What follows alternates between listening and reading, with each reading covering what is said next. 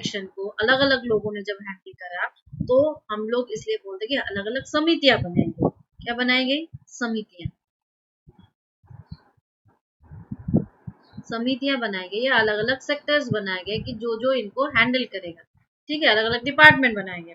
तो देखो जो बड़ी बड़ी समितियां थी, मैंने आपको पहले भी बोला था, जितने भी एक्सटर्नल अफेयर्स थे, और फिर जो यूनियन का जो मेन पावर था, ठीक है, कॉन्स्टिट्यूशन का जो यूनियन पावर था, ये सब के सब कहाँ पर थे? जवाहरलाल नेहरू के हाथ। रिसर्च वाला जो पार्ट था वो भी जवाहरलाल नेहरू के हाथ। जबकि जो स्टेट्स को ध्यान में रखना था, स्टेट्स को एक करना था, वो सरदार वल्लभ भाई के पटेल था। और जो प्रारूप समिति थी वो किसके हैंडल में थी? डॉक्टर भीमराव अंबेडकर के अधिकार में थी। ठीक है, याद रखे रहेगा। ठीक है, सो इस समिति में आपके अच्छा एक दो समितियां थी जो मौलिक अधिकार, देखो मौलिक अधिकार, फंडामेंटल राइट्स, फंडामेंटल राइट्स या मौलिक अधिकार,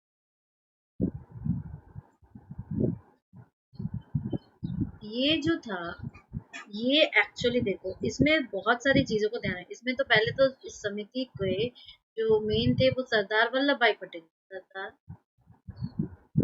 वल्लभ भाई पटेल, क्लियर है। लेकिन इसकी जो एक सब ब्रांच, इस समिति की एक सब ब्रांच समिति थी, सब ब्रांच डिपार्टमेंट था, उसमें किसको रखा गया? जेबी कृपलानी, जेबी कृपलानी। ठीक है, ये थोड़ा सा ध्यान रखना कि क्वेश्चन में लोग अक्सर ऐसा हो सकता है कि आपको हमेशा बोल दिया जाए सरदार वल्लभ भाई पटेल का है, या आप लोग याद करेंगे पर ऑप्शंस में अगर सरदार वल्लभ भाई पटेल ना हो तो कौन होगा? तो जेबी कृपलानी होगा, इसलिए मैंने इसको क्वेश्चन। ठीक है, क्लियर है। एक बार फिर से रिवाइज करें। देखो सबसे पहले मैंने क्या बोला कि ऑब्जेक्टिव वाला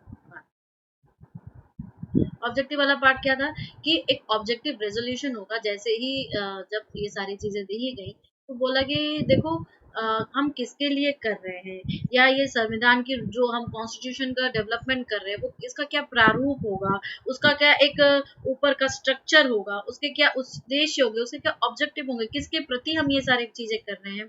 तो इसलिए इस चीज को लगाया गया, और ये कौन रखा? सामने जवाहरलाल नेहरू ने रखा, पंडित जवाहरलाल नेहरू, जिसके अंडर में उस वक्त सरकार को, अंतरिम सरकार को लास्टली बनाया गया था। तो इसमें कितने थे? 8 आर्टिकल्स थे या 8 अनुच्छेद थे, जिसमें सब चीजों को शामिल किया गया कि इनका मेन ऑब्जेक्टिव क्या है, इनका लक्ष्य क्या है, कि जो लोग हैं जिनके प्रति हम ये बना रहे हैं, जिनके अधिकारों के प्रति, जिनके राइट्स के प्रति हम बना रहे हैं, उनके सोशल, सामाजिक, फाइनेंशियल, आर्थिक, पॉलिटिकल, राजनीतिक न्याय उनको कैसे मिले, कैसे वो हमारे ऊपर बिलीव करे, कैसे हमारे ऊपर विश्वास करे, उन सभी चीजों को ध्यान में रखते हुए ये ऑब्जेक्टिव बनाया गया। और बाद में यही ऑब्जेक्टिव अभी रिसेंट का जो करंटली जो हमारी प्रस्तावना है, जो हमारा प्रियम्बल है, वही कहलाता है। ठीक है, इसमें आपको सबको SC ST OBC सबको, पिछड़े वर्ग को, अनुसूचित जाति, अनुसूचित जनजाति सबको शामिल किया गया था। और फाइनली बिना किसी विरोध के ये सारी चीजें कब पास हो गई? 22 जनवरी 1947 को उस सभा में पारित हो गया। क्लियर है, तो प्रस्तावना हो गया और हमारा इसमें क्या क्या समितियां हैं ये भी हो गया। नेक्स्ट आगे बढ़ते हैं। सरदार वल्लभ भाई को पहले से ही उनको हमेशा स्टेट पर ही ध्यान रखने में दिया गया। ठीक है, because he is very diplomatic in nature, वो बहुत कूटनीतिक थे, और उनको पता था कि किस तरीके से कैसे रियासती राजाओं को बोलो या स्टेट में जो ब्रिटिश, जहाँ पर ब्रिटिश भारत था उनको बोलो, कैसे मिलाया जाए। He knows this thing very well. ठीक है, प्रॉब्लम कहाँ आती है? प्रॉब्लम रियासती या प्रिंसली स्टेट्स में आती है। ब्रिटिश इंडिया में प्रॉब्लम नहीं आती है जितनी प्रॉब्लम आपके प्रिंसली स्टेट्स में आती है। ठीक है, जब हम लोग राजस्थान का एकीकरण पढ़ेंगे, राजस्थान हिस्ट्री में, तब देखना आपको पता चलेगा कि how much it is difficult. You will surprise कि हम लोग को 6 चरण लग गए, 6 पार्ट्स लग गए इस राजस्थान के एकीकरण में। Clear, and it is a long duration of time.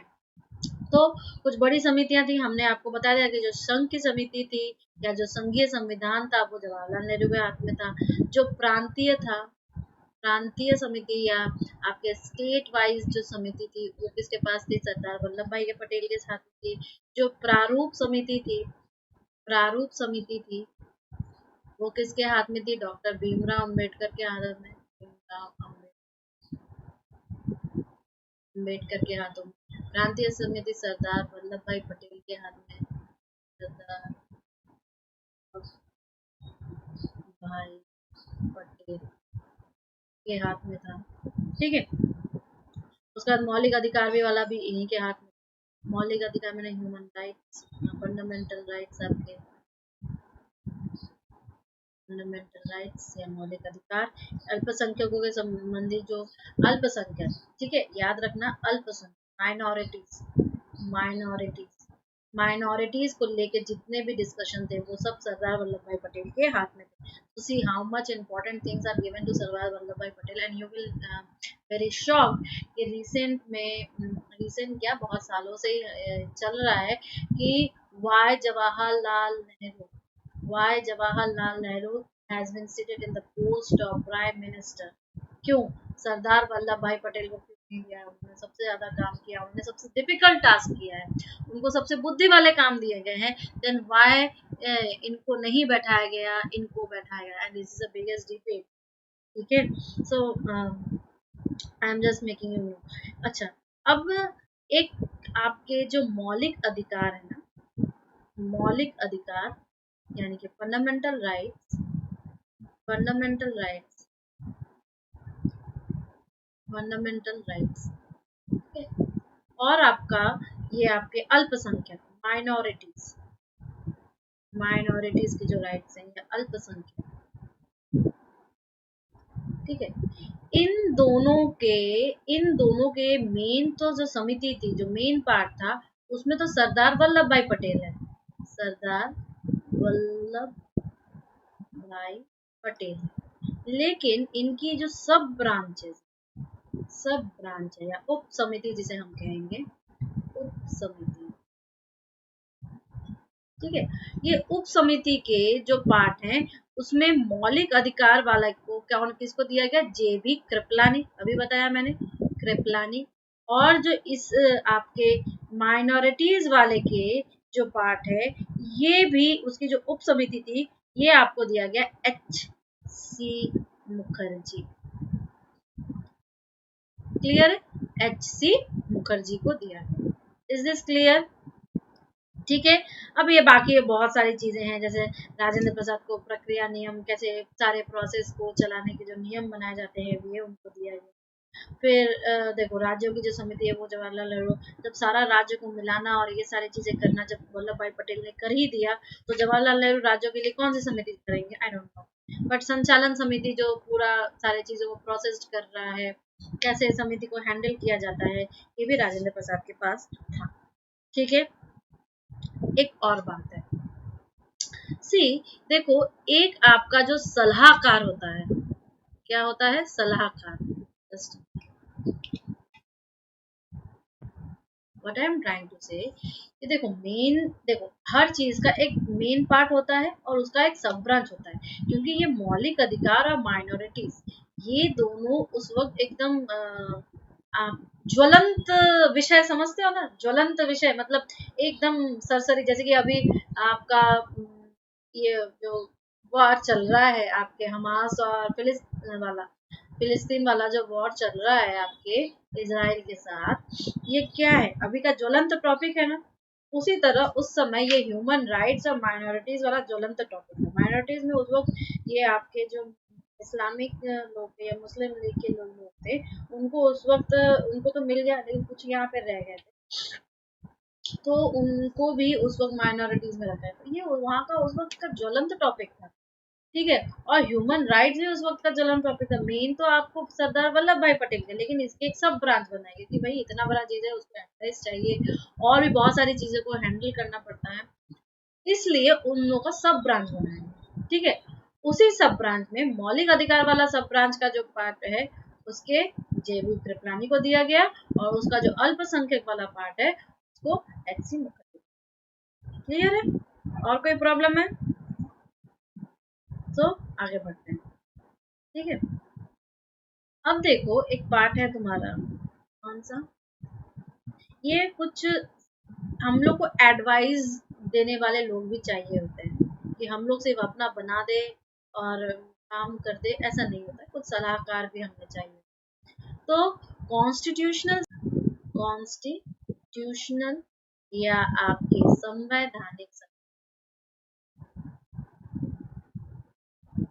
संवैधानिक सलाहकार जो थे वो B.N. राव थे। कौन थे? B.N. राव। क्यों इस पे क्वेश्चन आ सकता है?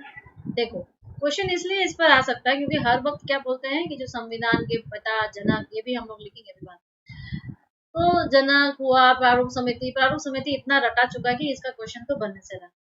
लेकिन ये जो संविधान के कानून बनाने वाले पिता, ये वो सब भीमराव अम्बेडकर को बोलते हैं। लेकिन सलाहकार जैसे ही ऐड हो जाता है ना, तो लोग आंखें बंद करके वो भीमराव अम्बेडकर में टिक आउट करेंगे। लेकिन ऐसा नहीं करना है। क्यों? क्योंकि जो एडवाइजरी जो कॉन्स्टिट्यूशन है उसके जो थे वो B.N. राव थे। B.N. राव थे, ठीक है। और इन्हीं के द्वारा पहला प्रारूप तैयार किया गया था। संविधान का जो पहला प्रारूप है, इन्हीं के द्वारा संविधान का फर्स्ट प्रारूप तैयार किया गया। क्लियर है? और इसमें आपको हैरानी होगी 243 आर्टिकल्स थे और 13 शेड्यूल्स थे अनुसूची। कितने अनुसूचियां थी? 13 अनुसूचियां थी। Is this clear? अच्छा, अब कुछ नाम लिखेंगे, उन नामों को लिखना और उन नामों को प्रैक्टिस भी करना, ठीक है।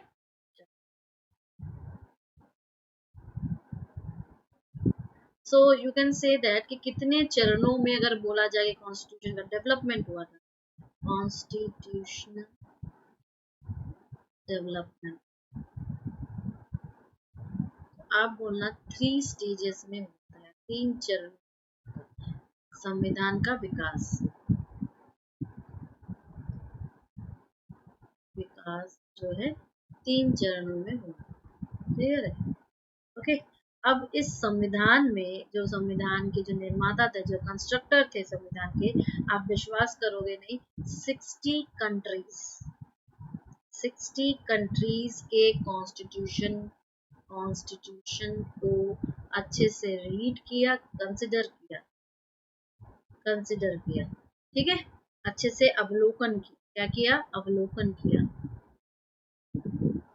किसने किया? संविधान के निर्माताओं ने, यानी कि कंस्ट्रक्शन ऑफ योर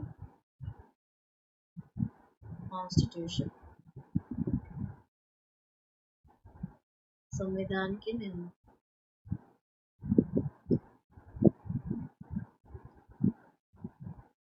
क्लियर है ना? कोई प्रॉब्लम तो नहीं है? और इसके जो टोटल प्रारूप है, इस कॉन्स्टिट्यूशन का जो टोटल प्रारूप है, यानी कि जो ड्राफ्टिंग है, प्रारूप या ड्राफ्टिंग जो है, उसे कितने दिनों में पूरा किया गया था? 114 डेज में उसको पूरा किया। क्लियर है? ओके। अब देखो कुछ नाम, राइट सम नेम्स। मतलब ये वाला जो क्वेश्चन है ना, ये छोटे बच्चों को भी आजकल पूछा जाता है कि संविधान के पिता कौन है या फादर ऑफ कॉन्स्टिट्यूशन। फिर इनको मॉडर्न मैन भी कहा जाता है। और इनका जो निर्वाचन हुआ है, यानी इनको जो इलेक्ट किया गया है, एनीबॉडी से, इनका जो निर्वाचन या इनको इलेक्ट किया गया है बॉम्बे से, ठीक है। ये बॉम्बे से इलेक्ट होके आए थे या निर्वाचन होके आए, ठीक है। ओके, क्लियर हो गया ना? तो एक्चुअली बाद में ये बॉम्बे से आए, बट पहले ये आप बोलना कि जो बंगाल प्रेसिडेंसी थे, तो वो उतना नहीं, उतना डीप कोई नहीं पूछता है, ठीक है। ये क्लियर हो गया। अब देखो नेक्स्ट, कि संविधान की जो प्रस्तावना है वो 26 नवंबर 1949 को उल्लेख के रूप में भारत में लागू कर दिया गया था। बट कुछ को पॉइंट्स को छोड़ के बाकी 26 नवंबर 1949 को। याद रखना, जो कॉन्स्टिट्यूशन है, कॉन्स्टिट्यूशन या संविधान, ठीक है। कॉन्स्टिट्यूशन का जो प्रस्तावना है और उसके कुछ अनुच्छेद मिलके कॉन्स्टिट्यूशन प्रीएम्बल, ये कॉन्स्टिट्यूशन का प्रीएम्बल है, संविधान की जो प्रस्तावना है, उस एक बहुत सारे अनुच्छेदों को छोड़ के, मतलब सम ऑफ द अनुच्छेद हम लोग देखेंगे बाद में, अभी उन अनुच्छेदों को छोड़कर हम लोग ये पाएंगे कि इसको 26 नवंबर 1949 को लागू कर दिया गया था, अप्लाई कर दिया गया था। क्यों? 15 अगस्त 1947 तक तो वो स्वतंत्र हो ही चुका था। तो जब इसको अपनाया गया तो पता है इसमें कितने थे कि संविधान को लागू कब किया गया, all those things we have completed. तो ये जो संविधान सभा है, संविधान सभा, ये संविधान सभा जो है कितने टोटल टाइम लगा, टाइम ड्यूरेशन अगर कोई पूछे, टाइम ड्यूरेशन, तो टाइम ड्यूरेशन 2 years 11 months और 18 days, इतने दिनों में पूरा जाके कंप्लीट हुआ, संविधान सभा ने इस संविधान का निर्माण किया। ठीक है, तो सबसे पहले लागू कब हुआ, फर्स्ट अप्लाइड कब हुआ, अप्लाई कब किया गया इसको, 26 नवंबर 1949। क्लियर है? ठीक है, अब क्या किया गया, आपका जो 16 अनुच्छेद जब ये टोटल बना था, तो हम लोगों ने क्या अभी बताया ना कि जब ये पूरा बन चुका था तो इसमें 395 अनुच्छेद थे और 8 अनुसूचियां थी जब ये बनाया गया था, जब ये बनाया गया था, जब यह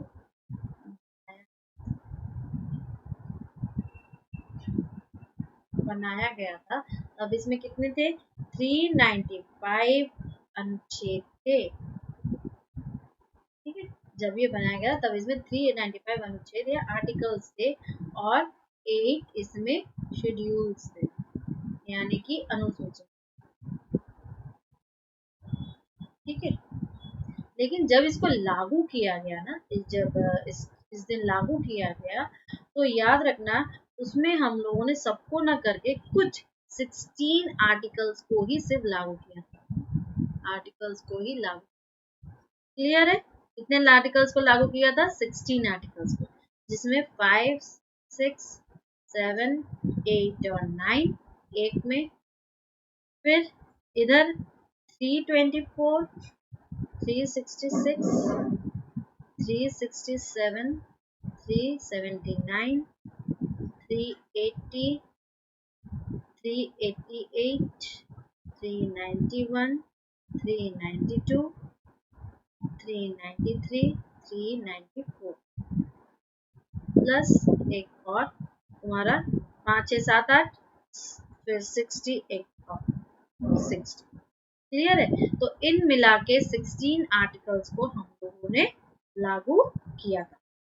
ठीक है, इसके बाद 26 जनवरी अब क्या हो गया, फिर मुझे बताओ 26 जनवरी 1950 को क्या हुआ।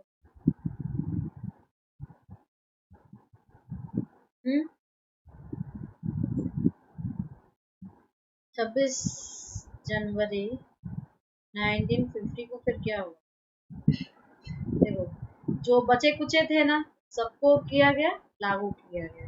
ठीक है, तो ये 26 डेट को मेंटेन करने के लिए उन्होंने यहाँ पर 26 को किया। क्लियर है? ओके, तो अब बताओ संविधान दिवस कब मनाया जाता है, कॉन्स्टिट्यूशन डे कब मनाया जाता है। See we celebrate Constitution Day, Constitution Day कब सेलिब्रेट करते हैं बताओ, 26 नवंबर। ठीक है, 26 नवंबर को हम लोग कॉन्स्टिट्यूशन डे सेलिब्रेट करते हैं, और ये कब से मनाया जाना प्रारंभ हुआ, 2000। ठीक है, स्टार्ट किया गया इसको कॉन्स्टिट्यूशन डे के दिवस के रूप में। क्यों क्यों क्यों मनाया गया, थोड़ा सा करेंट अफेयर पढ़ा करो साथ में। 125वां जो है बर्थडे था, किसका बर्थडे था, कौन इंपॉर्टेंट पर्सन है कॉन्स्टिट्यूशन का, डॉक्टर भीमराव अंबेडकर। डॉक्टर भीमराव अंबेडकर करके बर्थडे के उपलक्ष्य में 2015 से 26 नवंबर को सेलिब्रेट करते हैं कॉन्स्टिट्यूशन डे या संविधान दिवस, संविधान दिवस। क्लियर है? ओके, एक और दिवस के बारे में, ये पहला था। दूसरा दिवस बोलो। दूसरा दिवस है अंतर्राष्ट्रीय लोकतंत्र दिवस। अंतर्राष्ट्रीय लोकतंत्र दिवस। ठीक है, अब ये कब मनाया जाता है? ये भी हम लोग 2015 से इस दिन को मनाते हैं 15 सितंबर। ठीक है, 15 सितंबर, क्लियर। और एक ब्रेल लिपि में, ठीक है, ब्रेल लिपि में भी भारतीय संविधान का अगर कोई पूछे तो बताएंगे कि भारतीय संविधान ब्रेल लिपि कहाँ पर है? बौद्ध association for the blind. Blind लोग कौन सी लिपि समझते हैं? ब्रेल लिपि समझते हैं। ठीक है, तो उसमें क्या है कि संविधान को ब्रेल लिपि में एग्जीक्यूट किया गया, प्रकाशित किया गया, पब्लिश किया गया। क्लियर है? ब्रेल लिपि में। ओके, इसका प्रकाशित किया गया 25 नवंबर 2018। ठीक है, पहले भाग का प्रकाशन किया संविधान को ब्रेल लिपि, ब्रेल लिपि कब किया गया? 25 नवंबर 2018। इसके द्वारा किया गया, बौद्ध association for blind, association for blind. ठीक है, इनके द्वारा प्लस सावी फाउंडेशन, सावी फाउंडेशन। क्लियर है? संविधान को ब्रेल लिपि में ब्लाइंड लोगों के लिए अंतर्राष्ट्रीय लोकतंत्र दिवस 2015 सितंबर से मनाया गया और एक संविधान दिवस मनाया गया। क्लियर है ना? इतना आगे बढ़े, चलो। First you all tell me, तुम लोग लोकतंत्र पढ़ते हो और तुम लोग गणतंत्र पढ़ते हो, दो शब्द। ठीक है, लोकतंत्र को इंग्लिश में क्या कहते हैं बताओ? Democrat, Democrat. और तुम लोग गणतंत्र पढ़ते हो जिसको हम लोग रिपब्लिक। ठीक है, इन दोनों का मतलब क्या है? इन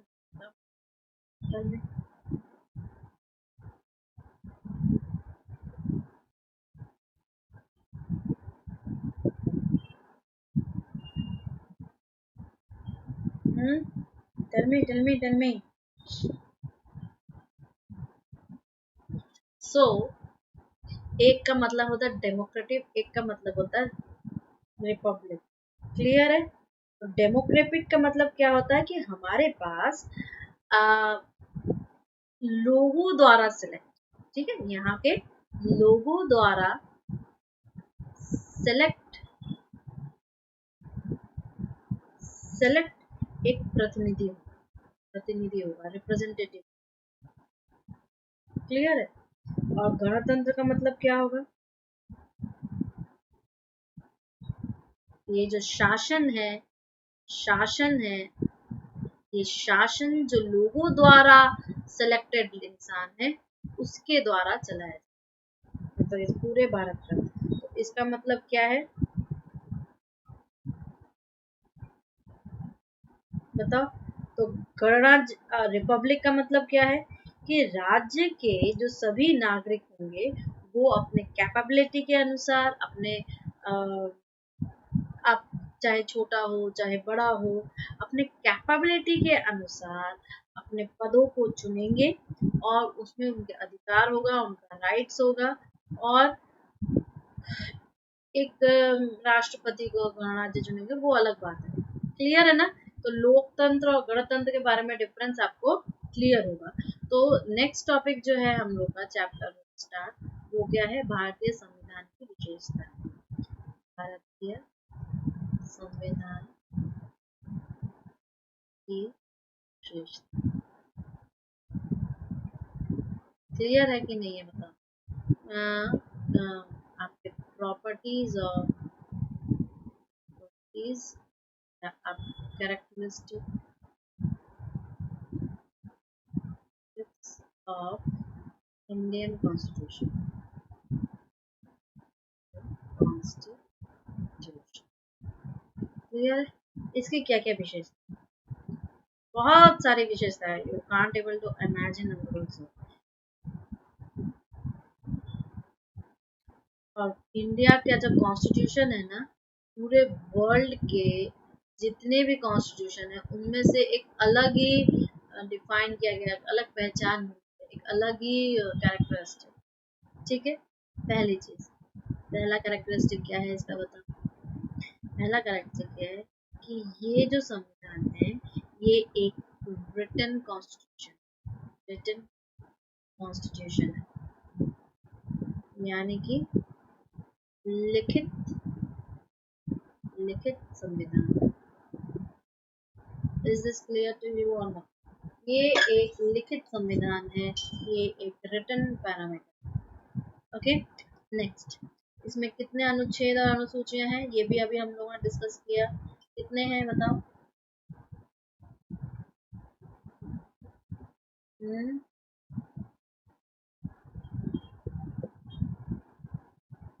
सी, जब वे मूल संविधान बना था, इनिशियल पॉइंट,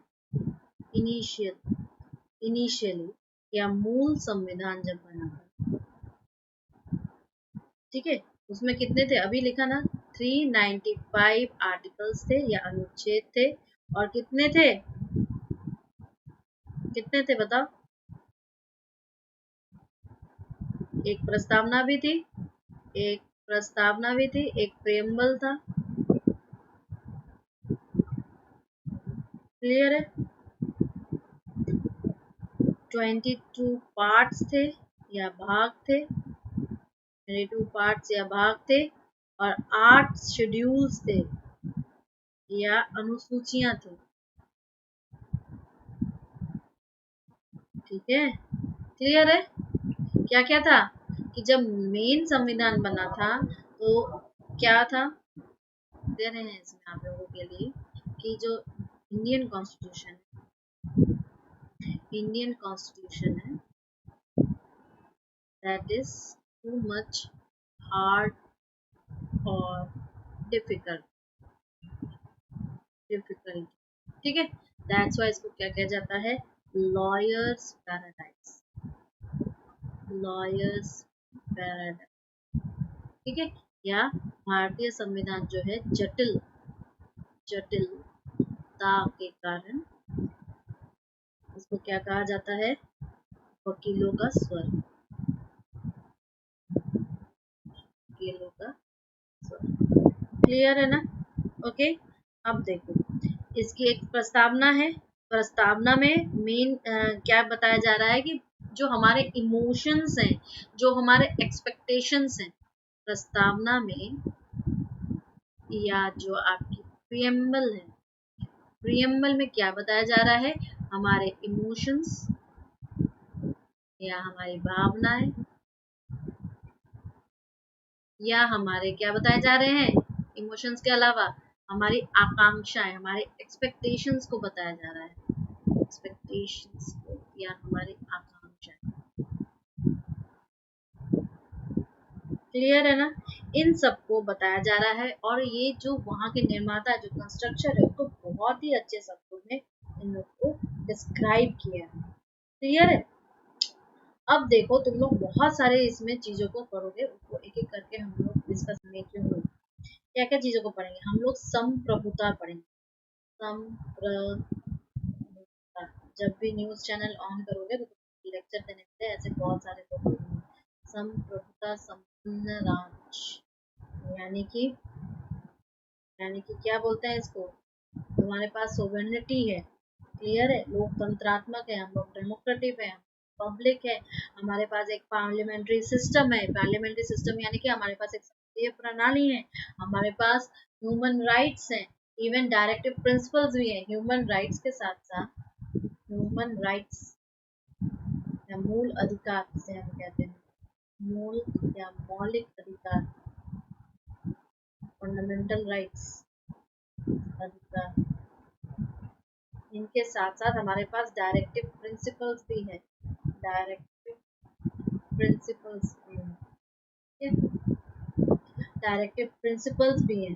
डायरेक्टिव प्रिंसिपल्स यानी कि ये हमें फॉलो करना, सिर्फ हम अपने अधिकारों के ही बारे में तो बात नहीं कर सकते ना, हमारे खुद के भी कुछ ड्यूटीज हैं, हमारे खुद के भी कुछ कर्तव्य हैं, तो उन लोगों को हम लोग क्या कहते हैं, डायरेक्टिव प्रिंसिपल कहते हैं। ठीक है, जिसे हम लोग हिंदी में नीति निर्देशक तत्व कहते हैं। नीति निर्देशक तत्व। ठीक है, तो याद रखना, इस नीति निर्देशक तत्वों को संविधान की आत्मा कहा गया है। क्या कहा गया है? इन नीति निर्देशक तत्वों को संविधान की आत्मा कहा गया है। संविधान की आत्मा, साउल ऑफ योर कॉन्स्टिट्यूशन, आत्मा। इसने कहा है भैया ग्रेनविल ऑस्टिन। ग्रेनविल ऑस्टिन, ये क्वेश्चन बन सकता है। क्या है?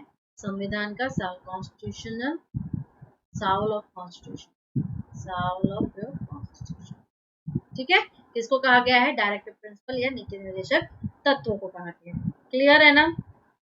तो हम लोग देखेंगे कि ये जो पार्लियामेंट्री सिस्टम है, ये कहाँ से लिया गया है? ये इंग्लैंड से लिया गया है। जब पहले जितने भी एक्ट या अधिनियम हम बता रहे थे, इवन तुम ये वाले में आओ, क्राउन वाले सिस्टम में आओ, और भी अच्छे से द्विसदनात्मक, संघीय, ये सारी चीजें को हम लोग ज्यादा डिस्कस कर रहे थे। 2 ब्रांचों में बांटा जा रहा था, 2 हाउसेज होते थे। तो ये सारी चीजें जो है ये हमारे पार्लियामेंट्री सिस्टम से ली गई है। और कहाँ से लिया गया है? इंग्लैंड से लिया गया है। और इसी सिस्टम को हम लोग क्या कहते हैं? Westminster model. क्या कहते हैं? Westminster model. क्लियर है? फर्स्टली हम लोग क्या कहेंगे कि हमारे पास अगर संसदीय प्रणाली है, संसदीय प्रणाली, या हमारे पास जो पार्लियामेंट्री सिस्टम, पार्लियामेंट्री सिस्टम, ठीक है, ये कहाँ से लिया गया है? ये लिया गया है इंग्लैंड से। ठीक, ये लिया गया है इंग्लैंड से, और इसे क्या कहा जाता है? वेस्टमिंस्टर मॉडल किया गया। क्या कहते हैं? Westminster model. क्लियर है? तो इसका मतलब क्या है कि जो वास्तविक शक्ति है जनता की, वो निर्वाचित जो प्रतिनिधि हैं, वो कौन है? मंत्रिपरिषद है। मंत्रिपरिषद में ही निहित होता है आपका प्रधानमंत्री, और रियल जो सत्ता है उसके पास ही होती है। ठीक है, इसका मतलब देखो, किसी भी हम लोग के अभी मैं ऊपर ऊपर से समझ रही हूँ, बाद में हम लोग डिटेल में इसको देखेंगे।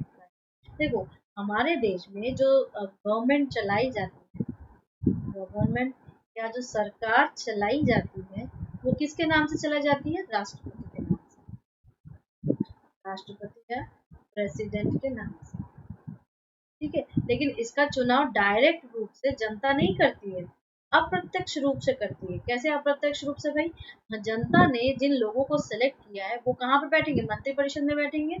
मंत्रिपरिषद में, लोकसभा मंत्रिपरिषद में बैठेंगे। ठीक है, मंत्री by minister of council, council of ministers, council of ministers. ठीक है, वहां बैठेंगे।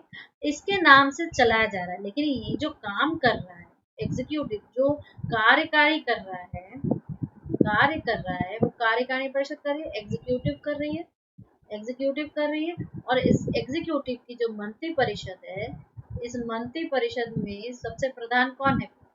हेड कौन है उसका? हेड है आपका पीएम या प्रधानमंत्री है। और ये सारे नियम कानून ये मंत्री परिषद मिलके ही बनाती है। कहाँ पर? लोकसभा में बैठकर। लोकसभा में जो लोग आते हैं, जो निर्वाचित लोग होते हैं, वो डायरेक्ट प्रत्यक्ष लोग चुनते हैं, प्रत्यक्ष रूप से लोग चुनते हैं, जनता चुनती है, जनता लेकिन पब्लिक चुनती है। क्लियर है? तो एक इसके नाम से चलाया जा रहा है, लेकिन मेन कार्य कौन कर रहा है? ये पीएम कर रहा है ना, मेन काम पीएम कर रहा है, यानी कि प्रधानमंत्री कर रहा है। क्लियर आ रहा है ये चीज समझ में? इसके बाद मूल अधिकार वाला जो पार्ट है, इसके बाद देखो, इसके बाद जो हमारे यहाँ पे संविधान में फंडामेंटल राइट्स, फंडामेंटल राइट्स या मूल अधिकार, ठीक है, इस मूल अधिकार को कहाँ से लिया गया है? अमेरिका से लिया गया है, अमेरिका से। क्लियर है? मूल अधिकार को कहाँ से लिया गया है? अमेरिका से लिया गया है, जहाँ पर बताया गया कि जनता के क्या क्या मूल अधिकार, और ये काफी बड़ा है, पूरा का पूरा 15 आर्टिकल के बहुत सारे पार्ट्स हैं, उन पार्ट्स में बताया गया है और ये काफ़ी बड़ा है। और इवन उसकी सिचुएशंस भी है कि अगर उस वक्त इमरजेंसी इंडिया में लागू हो या देश में लागू हो तो क्या क्या प्रॉब्लम, मॉड्यूलेशंस होंगे उसमें, वो सारी चीज़ें भी हम लोग डिस्कस करेंगे। क्लियर है। इसके बाद अगर बोला जाए कि डायरेक्टिव प्रिंसिपल्स, डायरेक्टिव प्रिंसिपल्स या नीति निर्देशक तत्व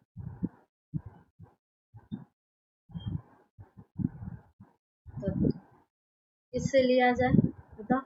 ये आयरलैंड से लिया, आयरलैंड, ठीक है।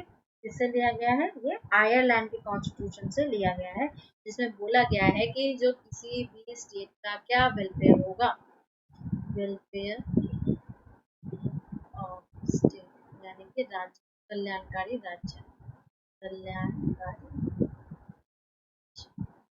कैसे होगा, क्या है, कैसे कर्तव्य ह्यूमन पालन करेंगे, उन सब चीज़ों का ये सारी चीज़ें बताएंगे। क्लियर है। Okay, so there are many properties और बहुत सारे सिटीजनशिप के बारे में बताया गया है। कोई बोलेगा कि ये बहुत ही लचीला है, फ्लेक्सिबल है, कोई बताएगा ये बहुत हार्ड है, फ्लेक्सिबल, फ्लेक्सिबल एंड हार्ड, यानी कि लचीला या कठोर। कैसे हम बता सकते हैं कि कौन कौन से ऐसे आर्टिकल्स हैं जो बताएंगे कि ये लचीला है या कठोर है, ठीक है, या कौन कौन से ऐसे एग्जाम्पल्स हैं जिसमें ये बताया जाएगा, ठीक है। या कभी कभी ये बोला जाए कि भाई दो प्रणाली तो स्टेट अपना चलाएंगे, कुछ नहीं चलाएंगे, वो कानून चलाएंगे, और सेंटर अपना काम है। लेकिन ऐसे भी कुछ आर्टिकल्स है जिसमें बताया गया कि सेंटर ही सबसे मेन पावर पर बैठा है, सेंटर खाली डोमिनेट करता है स्टेट्स को। तो ये सारी भी जो चीजें हैं ये भी हमारे प्रॉपर्टीज है, किसके प्रॉपर्टीज है, हमारे कॉन्स्टिट्यूशन के प्रॉपर्टीज है, हमारे संविधान की विशेषताएं हैं। फिर एक वर्ड सुनोगे तुम लोग, पंथ निरपेक्ष, ठीक है। फिर हम लोग शब्द सुनते हैं कि हमारे पास समाजवादी राज्य क्या होता है, ठीक है। सोशल स्टेट क्या होता है, कैसे क्या इंडिया सोशल स्टेट है या नहीं, या हमारी राष्ट्रभाषा क्या है, या हमारा राष्ट्र धर्म क्या है, ये एक क्वेश्चन है, ठीक है। So all these things are just the property of your constitution. तो ये कॉन्स्टिट्यूशन की प्रॉपर्टी पर भी एक पूरी की पूरी क्लास लगेगी हम लोगों, क्योंकि इसमें जो जो कीवर्ड्स हैं उस कीवर्ड्स को समझाना, कि जब भी ये कीवर्ड्स आए तो आपके पास दिमाग में वो मीनिंग आ जाए कि इस कीवर्ड का पर्टिकुलर मीनिंग क्या होता है। उसके बाद क्योंकि देखो ये कीवर्ड्स ही हमारे लैंग्वेज है, किसका लैंग्वेज है, हमारे लॉ रूपी का लैंग्वेज, लॉ का लैंग्वेज है, that's why it is called so much difficult, इतना जटिल है, ठीक है। क्लियर है। Is this okay to you all?